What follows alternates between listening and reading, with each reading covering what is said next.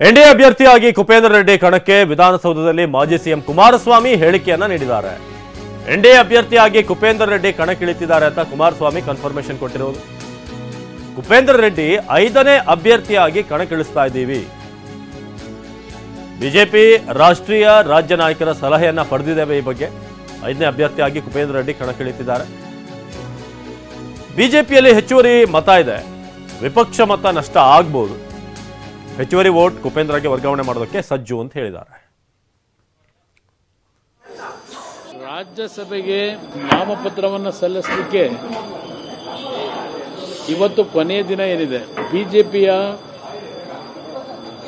ರಾಷ್ಟ್ರೀಯ ನಾಯಕರು ಮತ್ತು ಬಿಜೆಪಿಯ ರಾಜ್ಯದ ನಾಯಕರು ಎಲ್ಲರ ಒಂದು ಸಲಹೆ ಮೇರೆಗೆ ಬಿಜೆಪಿ ಮತ್ತು ಜೆಡಿಎಸ್ನ ಎನ್ಡಿಎ ಅಭ್ಯರ್ಥಿಯಾಗಿ ಯಶಿಕಾ ಮನೆಯಲ್ಲೇ ಬೇಕರಿ ಬಿಸ್ನೆಸ್ ಮಾಡಿ 6 ಲಕ್ಷ ಗಳಿಸ್ತಿದ್ದಾರೆ. ನೀವು ಕೂಡ ಅವರಿಂದ ಕಲಿಬೇಕಾ? ಅವ್ರ ಜೊತೆ ವಿಡಿಯೋ ಕಾಲ್ನಲ್ಲಿ ಮಾತಾಡಬೇಕಾ? ಈಗಲೇ ಫ್ರೀಡಮ್ ಆಪ್ ಡೌನ್ಲೋಡ್ ಮಾಡಿ. ಕುಪೇಂದ್ರ ರೆಡ್ಡಿ ಅವರನ್ನ ಚುನಾವಣೆಯಲ್ಲಿ ನಾಮಪತ್ರ ಸಲ್ಲಿಸ್ತಕ್ಕಂಥ ನಿರ್ಧಾರ ಆಗಿದೆ. ಇರ್ತಕ್ಕಂಥ ಸಂಖ್ಯೆಯ ಬಗ್ಗೆ ನಿಮಗೇನು ಅನುಮಾನಗಳಿದೆ? ಚುನಾವಣಾ ಫಲಿತಾಂಶದ ನಂತರ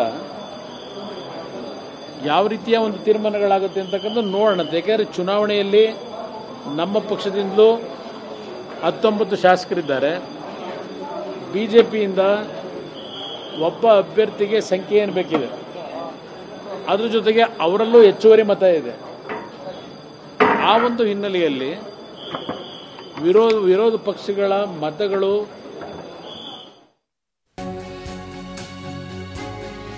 ರಾಜ್ಯಸಭೆಗೆ ಮೈತ್ರಿಯಿಂದ 5ನೇ ಅಭ್ಯರ್ಥಿ ಅಖಾಡಕ್ಕೆ ಹಳೆ ಸೇಡು ತೀರ್ಸ್ಕೊಳ್ಳೋಕೆ ಮುಂದಾದ್ರ ಎಚ್ಡಿಕೆ. ಹಿಂದೆ ನೆನಪಿರ್ಬೋದು, 2018ರಲ್ಲಿ ರಾಜ್ಯಸಭಾ ಚುನಾವಣೆಯಲ್ಲಿ ಅಡ್ಡ ಮತದಾನ ಆಗಿತ್ತು.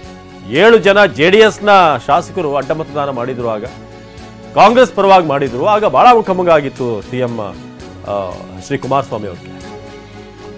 ಸೊ ಆ ವಿಚಾರವನ್ನ ಈಗ ಸೇಡು ತೀರ್ಸ್ಕೊಳ್ಳೋದಕ್ಕೆ ಕೊನೆ ಹಂತದಲ್ಲಿ ಕುಪೇಂದ್ರ ರೆಡ್ಡಿ ಅವರ ಅಸ್ತ್ರವನ್ನ ದಳಪತಿ ಹೂಡಿದ್ದಾರಾ? ಕುಪೇಂದ್ರ ರೆಡ್ಡಿ ಅಭ್ಯರ್ಥಿ ಮಾಡುವ ಮೂಲಕ ಒಂದು ರಣತಂತ್ರ 2018ರಲ್ಲಿ ಏನು ಮುಖಭಂಗ ಆಗಿತ್ತು. ಕಾಂಗ್ರೆಸ್ಗೆ ಅಡ್ಡ ಮತದಾನ ಮಾಡಿದ್ರು. ಬಿಜೆಪಿ ಶಾಸಕರನ್ನ ಸಂಪರ್ಕ ಮಾಡ್ತಿರುವಂತಹ ಜೆಡಿಎಸ್ ಒಟ್ಟು 6 ಶಾಸಕರನ್ನ ಸಂಪರ್ಕ ಮಾಡಿ ಮಾತುಕತೆ ನಡೆಸಿದೆ. ತೆರೆಮರೆಯಲ್ಲೇ ಒಂದಷ್ಟು ಕಸರತ್ತು ನಡೀತಾ ಇದೆ. ಕುಪೇಂದ್ರ ರೆಡ್ಡಿ ಗೆಲ್ಲಿಸಲು ಬಿಜೆಪಿ ಹೈಕಮಾಂಡ್ ಟಾಸ್ಕ್ ಅನ್ನು ಕೂಡ ಕೊಟ್ಟಿದೆ.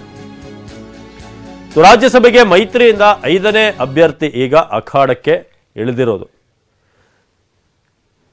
ಈ ಬಗ್ಗೆ ಹೆಚ್ಚಿನ ಮಾಹಿತಿಯನ್ನು ನೀಡ್ತಾರೆ ಸುನಿಲ್ ನೇರ ಸಂಪರ್ಕದಲ್ಲಿ. ಸುನಿಲ್, ಈಗ ರಾಜ್ಯಸಭೆ ಅಖಾಡ ನಾವು ಗಮನಿಸ್ತಾ ಇದೀವಿ ಏನೇನು ಆಗ್ತಿದೆ ಅಂತ ಹೇಳಿ. ಸೊ ಬಹಳ ಮುಖ್ಯವಾಗಿ ಇಲ್ಲಿ ಈ 2018ರಲ್ಲಿ ಆದಂತಹ ಘಟನೆ ಏನಿದೆ, ಸೊ ಅದನ್ನೇ ಮನಸ್ಸಿನಲ್ಲಿ ಇಟ್ಕೊಂಡು ಏನಾದರೂ ಈಗ ಪ್ಲಾನ್ಗಳು ನಡೀತಾ ಇದೆಯಾ? ಕುಪೇಂದ್ರ ರೆಡ್ಡಿ ಅವ್ರನ್ನ ಕಣಕ್ಕಿಳಿಸೋದ್ರ ಹಿಂದೆ ಏನ್ ಪ್ಲಾನ್ ಇದೆ ಅಂತ? ಅವಿನಾಶ್, ಪ್ರಮುಖವಾಗಿ ಲೋಕಸಭೆ ಚುನಾವಣೆ ಹತ್ತಿರವಾಗ್ತಿದ್ದಂತೆ ರಾಜ್ಯದಲ್ಲಿ ನಡೀತಾ ಇರುವಂತಹ ರಾಜ್ಯಸಭೆ ಚುನಾವಣೆ ಕೊನೆಯ ಕ್ಷಣದಲ್ಲಿ ರಂಗೇರ್ತಾ ಇದೆ. ಯಾಕೆಂದ್ರೆ ನಿನ್ನೆವರೆಗೂ ಕೂಡ ಕಣದಲ್ಲಿ ಕೇವಲ 4 ಜನ ಮಾತ್ರ ಅಭ್ಯರ್ಥಿಗಳಿದ್ರು. ಆದರೆ ಇವತ್ತಿನ 5ನೇ ಅಭ್ಯರ್ಥಿಯಾಗಿ ಏನು ಜೆಡಿಎಸ್ನ ಕುಪೇಂದ್ರ ರೆಡ್ಡಿ ಅವರು ಕಣಕ್ಕಿಳಿತಾ ಇದ್ದಾರೆ.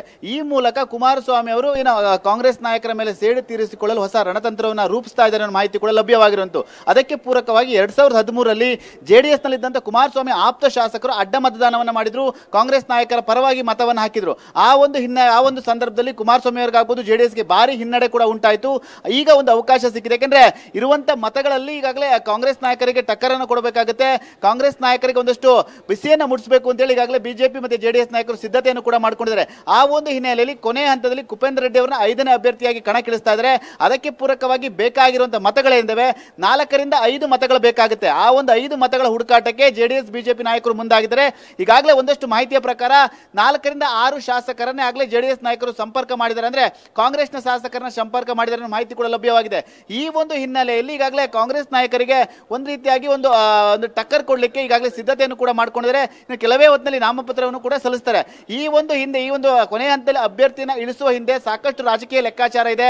ರಾಜಕೀಯ ಮೇಲಾಟಕ್ಕೆ ಒಂದಷ್ಟು ಸಾಕ್ಷಿ ಕೂಡ ಆಗುವಂಥದ್ದು. ಅದರ ಹಿಂದೆ 2013ರಲ್ಲಿ ಆದಂತ ಒಂದು ಹಿನ್ನಡೆ ಏನಿದೆ, ಆ ಹಿನ್ನಡೆಗೆ ಸೇಡನ್ನು ತೀರಿಸಿಕೊಳ್ಳಲು ಸೆಡ್ಡು ಹೊಡೆಯಲು ಕುಮಾರಸ್ವಾಮಿ ಅವರು ಈ ಒಂದು ರಣತಂತ್ರವನ್ನು ರೂಪಿಸಿದ್ದಾರೆ ಅನ್ನೋ ಮಾಹಿತಿ ಕೂಡ ಲಭ್ಯವಾಗಿದೆ.